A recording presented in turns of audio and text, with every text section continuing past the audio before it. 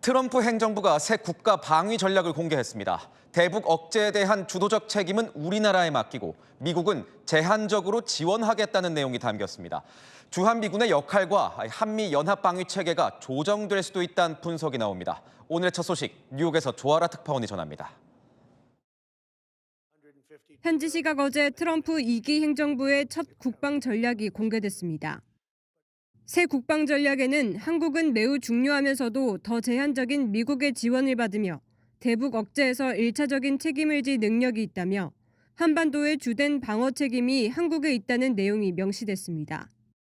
재래식 전쟁은 한국이 주도하고 핵 우산 역할은 미국이 한다는 기조를 재확인한 것으로 풀이됩니다.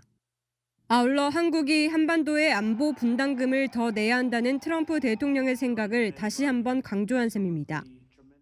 이러한 변화는 한반도 내 미군 전력 배치를 재조정하려는 미국의 이해와도 일치한다는 내용도 들어있습니다.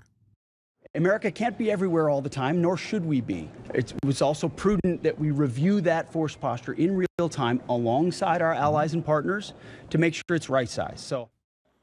그러면서 한국도 이러한 책임을 수행하려는 의지를 갖고 있다고 강조했습니다. 이에 따라 한미 전시작전 통제권 전환 속도가 빨라질 수 있다는 관측이 나오고 있습니다. 이재명 정부는 임기 내 전시작전 통제권 전환을 추진하고 있지만 주한미군의 역할 변화에 대해서는 신중한 태도를 유지하고 있습니다. 트럼프 행정부가 미국 우선주의를 내세우며 대북 방어에 있어 한국의 책임을 강조하는 가운데 로이터 통신은 이러한 정책 변화가 한국의 우려를 불러일으킬 수 있다고 전했습니다. 뉴욕에서 채널A 뉴스 조아라입니다. 미국은 이번 국방 전략을 통해서 북한이 핵무기로 한국과 일본을 타격할 수 있다고 경고했습니다. 특히 이 미 본토에 대한 명백하고 현존하는 위협으로 규정했습니다. 미국이 평가하는 북한의 핵 무력, 정윤아 기자가 보도합니다. 트럼프 행정부는 북한에 대해 재래식 무기를 비롯해 핵무기와 기타 대량 살상 무기로 한국과 일본의 목표물을 타격할 수 있다고 평가했습니다. 뿐만 아니라 북한의 핵무력은 미국 본토를 위협할 수 있는 역량이 점차 증가하고 있다고 분석했습니다. 사실상 북한이 핵무기를 한반도와 인근 지역, 미국까지 발사할 기술을 보유했다고 인정한 셈입니다. 그러면서 한국은 북한으로부터 직접적이고 명백한 위험에 직면해 있다고 경고했습니다. 우리나라와 일본을 언급했지만 결국 미국 본토를 염두에 둔 골든돔 방어 체계를 위한 포석이라는 분석도 나옵니다. 본토 방위를 위한 골든돔의 명분과 정당성을 강조하는 차원이고 실제로는 1차적인 책임을 한국에게 돌리는 동맹 책임 분담과 동맹 현대화의 일환으로 보입니다. 미 전쟁부는 북한의 대규모 재래식 전력 다수가 노후화됐거나 제대로 관리되지 않았다면서도 한국은 북한의 침공 위험에 맞서 경계를 유지해야 한다고 촉구했습니다. 다만 이번 새 국방 전략에선 완전하고 검증 가능한 북한 비핵화에 관한 언급은 빠졌습니다. 채널A 뉴스 정윤아입니다. 미국은 특히 이 미군 전력을 본토 방어와 함께 중국 억제에 집중하겠다는 방침을 밝혔습니다. 다만 중국을 향해선 중국이 수용할 수 있는 조건에서 평화가 가능하다면서 여지를 남겼습니다. 반면 나토 같은 동맹국들을 향해선 분담과 헌신, 역할 확대를 요구하며 압박했습니다. 정현주 기자입니다. 트럼프 행정부는 이번 국방전략 보고서에서 중국과 러시아를 여전히 핵심 안보 위협이 되는 국가로 규정했지만 바이든 정부보다 완화한 입장을 보였습니다. 중국에 대해선 우월한 군사력 균형을 유지해야 한다면서도 중국을 지배, 모욕, 억압하려는 목적은 없다. 중국이 수용할 수 있는 조건에서 적절한 평화가 가능하다고 했습니다. 유럽이 나토 체제를 통해 미국에 무임승차했다는 비판도 내놨습니다. 나토 회원국들은 러시아보다 훨씬 강력하고 평화 확보 유지는 나토 동맹국의 리더십과 헌신이 필요하다고 강조했습니다. 러시아의 우크라이나 침공을 유럽 국가들 책임으로 돌린 겁니다. 유럽의 나토 회원국에 대해서는 좀 더 엄중한 경고를 보내면서 유럽의 안보를 유럽 국가들이 책임져야 되는 메시지를 강조하는 차원으로 보는 것이. 실제로 보고서는 동맹과 파트너 국가를 향해 우리의 집단 방위를 위한 부담에서 공정한 몫을 짊어져야 한다며 역할 확대를 요구했습니다. 채널A 뉴스 정현주입니다. 네, 정치부 김유진 차장 나왔습니다.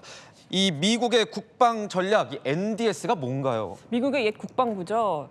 이제 전쟁부로 불리는데 미국 국방 운영 전략의 큰 틀을 정리해서 담은 보고서입니다.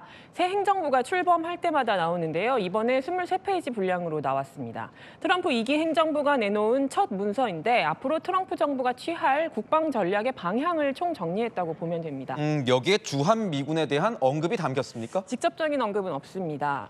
대신 한국이 북한을 상대하는 데 있어서 지금보다 더 많은 역량을 투입해야 한다면서 이런 변화는 한반도에서 미군의 태세를 업데이트하는 데 있어 미국의 이익과 부합한다 이렇게 썼어요. 한반도에서 미군의 태세라는 게 주한미군을 의미하는 걸로 볼 수 있고요. 이걸 업데이트한다고 하는 거여서 눈길이 갑니다. 업데이트라. 그럼 뭐 어떻게 바뀐다는 건가요? 미국은 본토 방어 그리고 중국 억지에 집중을 하려고 하거든요. 그렇다 보니 우선 가장 우려가 큰 게 주한미군의 규모나 역할을 조정할 가능성입니다.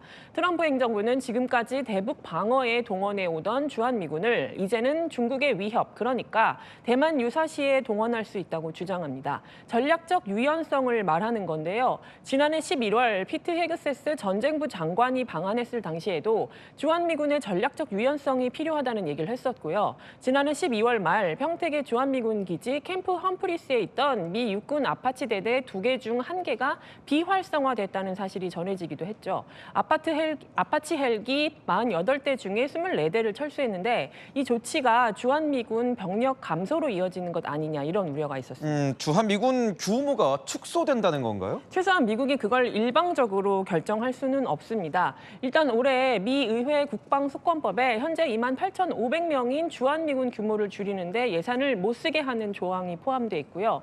우리 정부의 국방 예산 확대 기조가 트럼프 행정부의 동맹 책임 강화 요구와 맞아떨어지는 측면이 있어서 일단은 갈등이 확대될 여지가 크지 않다는 게 전문가들 얘기입니다.